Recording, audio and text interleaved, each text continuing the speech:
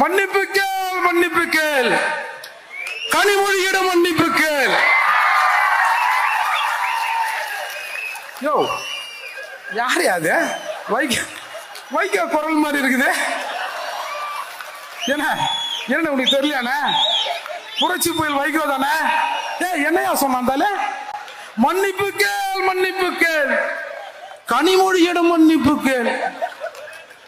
திராவிடம், நான் உண்மையிலே வேற ஏதோ பேசணும் தான் வந்தேன். ஏங்க திராவிடம் என்ன தெரியுமா பண்ணுங்க? I know you are PM. நீ பிஎம்னு தெரியும். நீ பிக்னிக் மினிஸ்டரா, பிரைம் மினிஸ்டரா? மிஸ்டர் ராஜீவ், என் கேள்விக்கு பதில் சொல்லிவிட்டு போ. வன்னி புலி கேட்கிறேன்.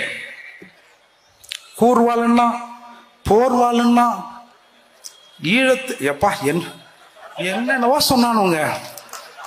கடைசியில அப்படி சொன்னவன மன்னிப்பு கேள், மன்னிப்பு கேள், மன்னிப்பு கேள், மன்னிப்பு கேள், கனிமொழியிடம் மன்னிப்பு கேள். யோ யாரு அது? வைக்க குரல் மாதிரி இருக்குது. என்ன என்ன உனக்கு தெரியலையானே? புரட்சி புயல் வைகோ தானே? என்னையா சொன்னாந்தாலே? மன்னிப்பு கேள், மன்னிப்பு கேள், கனிமொழியிடம் மன்னிப்பு கேள். வாரிசு அரசியலுக்கு எதிராக கட்சியை உடைத்துக் கொண்டு வந்தார் வைகோ.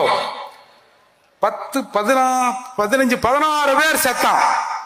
எந்துக்குறா நைனா உன்னை கட்சியை விட்டு எடுத்துட்டாங்க அப்படின்னு 16 பேர் செத்தான் நினைக்கிறேன். 15, 16 அவனுக்கெல்லாம் துரோகம் பண்ணிட்டு மன்னிப்பு கேள், மன்னிப்பு கேள், கனிமொழியிடம் மன்னிப்பு கேள்னு சொல்ல வச்சுட்டாங்க. பாத்தீங்களா?